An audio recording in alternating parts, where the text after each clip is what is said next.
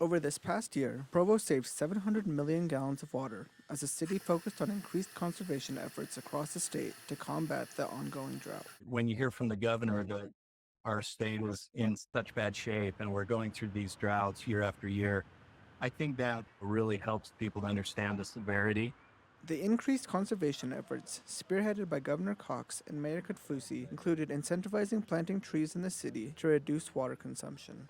If you think about it, a shade tree, particularly if it's shading broad areas of the yard, they can reduce water needs even on sod and turf.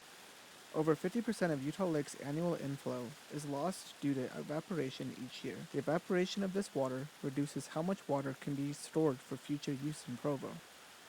We're doing programs to try to get that water stored in the ground and store it for long-term purposes. Water saved in the ground can last for 5 to 7 years or longer, whereas water stored in the reservoirs only lasts for about 2 years. In addition to the increase in trees being planted, Mayor Kafusi and Provo City are focused on decreasing the amount of water used on lawns across the city. I think a lot of people realized over the last couple of years that lawns can go more than a day without water.